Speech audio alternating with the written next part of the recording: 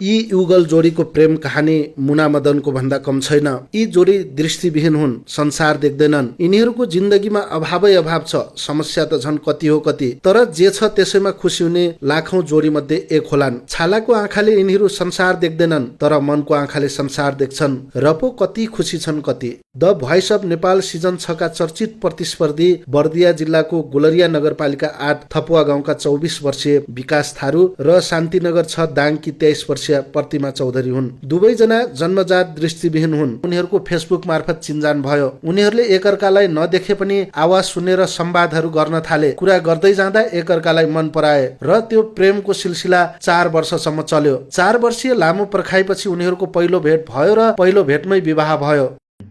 Phone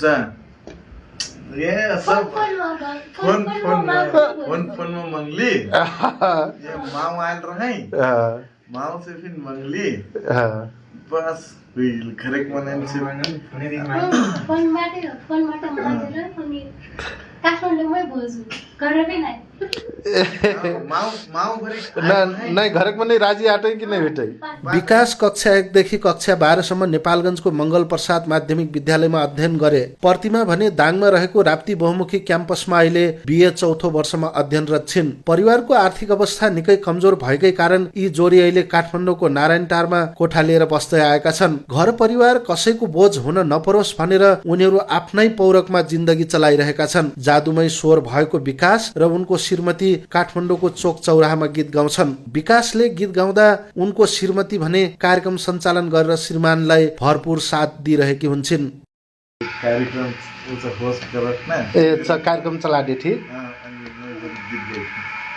हुन त विकास र प्रतिमा मानिसले गर्ने दुर्व्यवहारको शिकार नभएका होइनन्। कैयौं पटक महानगरले गीत गाउने स्पिकर खोसिदिएको छ। छतबाट फोहोर पानी हालिदिने, कुकुर फुकाइदिने, अन्धान्धी भनेर हेप्ने जस्ता अमानवीय व्यवहार भोगेका छन् र सहँदै हात समाएर अगाडि बढेका छन्। यताउता जाँदा, खाँदा, बस्दा सँगै हात समाएर जिन्दगीको गोरेटोमा हिँडिरहेको विकास र प्रतिमाको जीवन द भोइस अफ नेपालले परिवर्तन ल्याइदिएको छ। द भोइस अफ नेपालका कारण अहिले विकासको देश र विदेशमा चर्चा छ। उनको स्वरको चर्चा मात्रै होइन, आर्थिक रूपमा पनि धेरै सहज हुँदै गएको विकास बताउँछन्। जब भोइस अफ नेपाल मान्छे अलिक चर्चित हुनु त हेरो से गोडगाट सहयोग किनाइ त हजुर अब और सजिलो हुई अनि पछि अब गोडगाट हेरो से आयल सहयोग से अब म्युजिक क्लासले कन्भर्ट साँच्चीकै कोही नहुनेको भगवान हुन्छ भने जस्तै अहिले विकास द भोइस अफ नेपालको टप 12 मा छनौट भएका छन्। तपाईँ हामीले विकास थारूलाई बढी भन्दा बढी भोट दिएर the voice of Nepal season 6 को विजेता बनाउन पर्छ। विकास भाइलाई फेरि पनि सफलताको शुभकामना।